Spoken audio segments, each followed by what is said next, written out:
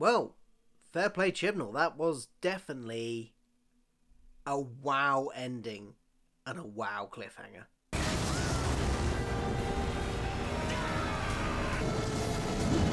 Hello, everyone. Welcome to Series 12 reviews of Doctor Who. I'm Phil. This is my channel. I like to talk about all kinds of pop culture, but especially Doctor Who. It's back for a brand new series. It's New Year's Day. Yay. Chris Chibnall promised an explosive episodes, and we definitely got it. There were lots of explosions, for starters, all over the place, but definitely at the end. And so, in the very literal sense, definitely an explosive ending. And also, just in the figurative sense, wow, what a cliffhanger. But let's not jump ahead of ourselves. Let's wheel it back a bit, because there's lots to talk about, not just that cliffhanger. This episode we knew from the outset that it was very much billed as a homage to spy thrillers, to spy films like James Bond and probably Jason Bourne and those sort of things, but particularly James Bond, lots of references in there, and we certainly got that as well. I liked it. I thought it was quite good. I love the kind of cheeky little references here and there. I did think at some points they got a little bit too much, a little bit too twee with them, but there was a lot to like as well. I liked what Sega Nakanola did with the music in bringing in little motifs that sounded very Bond-esque, but still sounding kind of Doctor Who-esque as well, or at least his version of Doctor Who-esque. It sounded like Sega Nakanola's Doctor Who music, but with a little twist. That was nice. I thought the pace of this episode was really, right from in the first 5 minutes, we got a worldwide scale of people being attacked in the cold open. Cold open's back, pre-title sequences, love that. Missed those last year. Very glad to have those a little scene to set it up before the titles. And like I say, it was a worldwide scope in that we got to see across the globe things happening, this mystery being set up. We had that. We had a car. We had mysterious men in black appearing to collect all the companions, and we had a car, not car chase, a car.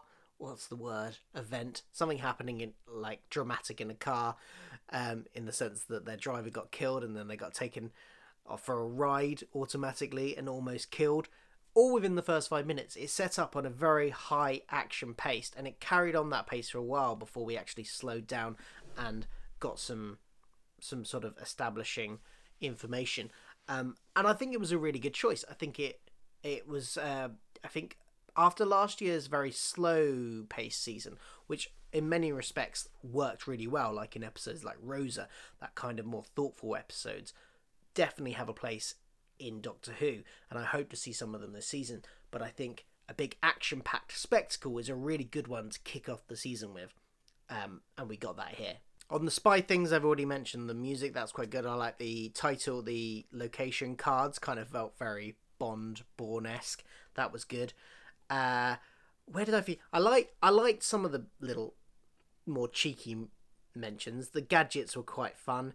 My name's the Doctor. No, my name's Doctor the Doctor. That was quite nice. All those sort of things. Where did I think it? There was one moment where I just thought, okay, it's getting a bit too silly now. Actually, it was in the car chase. It was the motorbike scene, and it wasn't the fact that there was a motorbike scene. I just thought the way it was edited and the way it was cut together was a little bit cheesy. And I don't think the spy theme quite worked in that one scene, but on the rest of it, I thought it was very good. The villains in this were set up brilliantly. I don't think we've had this combination of mystery and menace in one. We still, at the end of the episode, don't know what these glowy creatures were. And the way that was set up, I don't think we've had that mixture of mystery and menace since the Silence were set up in the season 6. I don't think we've had that since then, and I really like that. I'm on the edge of my seat waiting to find out what these creatures are, where they're from. There's the whole thing they were saying about invading from another universe, and then there was something about other Earths.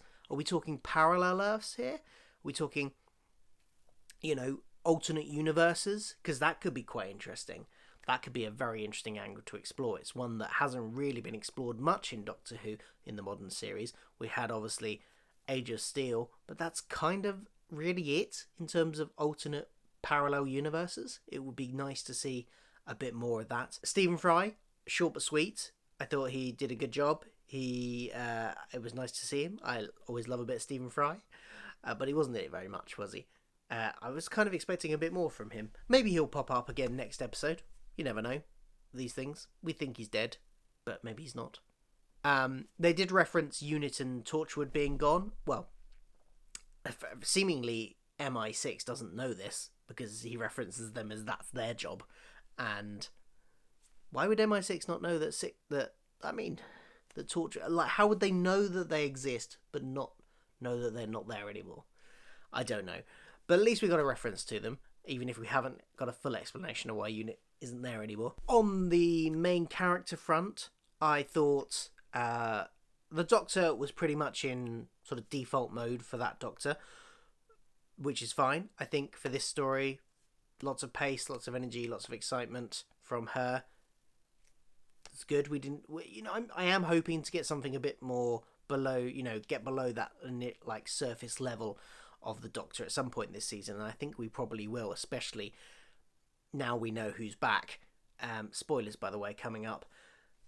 But I think in this episode we really just saw the sort of normal surface level Doctor, and that's great. She was, she does that very well.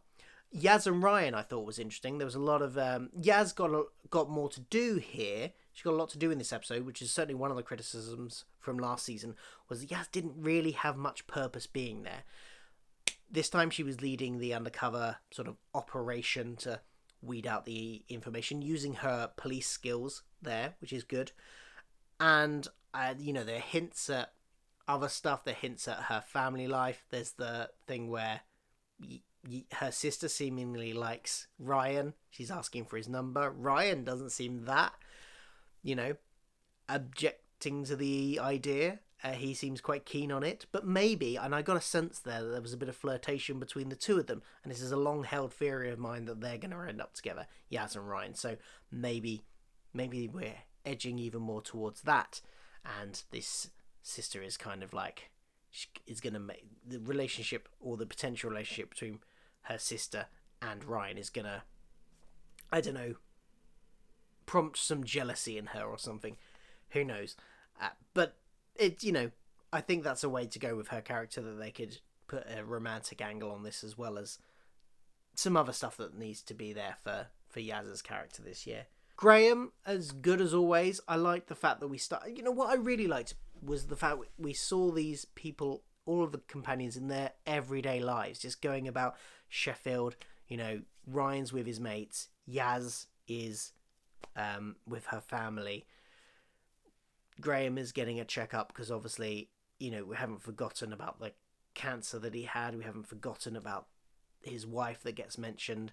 So I like the fact that, their lives have carried on, and there's explanations with Yaz about how she keeps on going on sabbaticals. That's why, which presumably comes from, the Doctor has done something to give her an official sabbatical, and that's how she can be away from her job all the time. I like that. That's nice little background stuff for the characters and really helps them feel more like real people. TARDIS, I think, I'm not a massive fan of the interior of the TARDIS, but they have taken some steps to improve it, and I like that. I know they can't do a complete overhaul after 1 year. That's just not budgetarily feasible. But they have done tweaks, and I like the tweaks. I like the stairs that they've introduced. I like it feels a bit brighter. That was something that happened in Resolution as well. It just felt brighter than it had done throughout most of series 11. And what else was there? There's the mist screen things. I quite like those as an idea. That's interesting. And there's just some other little bits where there's the crystal at the top. I think it's all just stuff that improves it slightly. It's not great still. It's still probably my least favourite TARDIS interior, but I do appreciate that they've taken steps to improve it. So yeah, I think this was a great episode. Fast-paced, exciting adventure. A great start to the season. And then of course, mind blown at the end. I know there were rumours that this was going to happen. I get that. But it still, somehow it shocked me. And when the reveal came that O was really the master, I was mind blown, even though it had been rumoured. Somehow, it momentarily, I got so engulfed in the episode that it slipped my mind. And suddenly it happened. And then, big explosion, the Doctor gets taken away to somewhere, and the rest are on an exploding, crashing plane. What a cliffhanger. Absolutely amazing. I'm really looking forward to seeing what they do with this next episode. We know from the clips that have been released, from the trailers, that they're probably going to, at least the Doctor is going to end up in World War II France somehow. And is going to have to deal with that. So it's going to be an interesting one. I'm looking forward to maybe finding out a bit more about these glowy creatures from another universe. I think they've set up a really good mystery here. There's obviously going to be some story arc elements with the Master going forward. And yeah, I think it's a really strong start to the season. What did you think? What did you like about this episode? What did you not like? There wasn't an awful lot I didn't like. Like I said, at some points it felt a little bit twee with the kind of references to the spy stuff. But overall, I quite liked what they were going for there. And it worked in most instances. I think there was just one or two times when I thought, okay, you're taking it a little bit too far now. The casino gambling bit was another one of those. I just thought, okay, I get what you're going for, and it works in parts, but in some parts, it just feels a bit too much.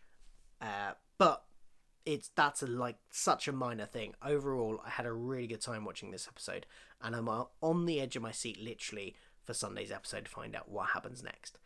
What do you think? What did you like? What did you not like? Let me know in the comments below, and I'll see you on Sunday for part 2 of Spyfall. Thanks for watching, and I'll see you then.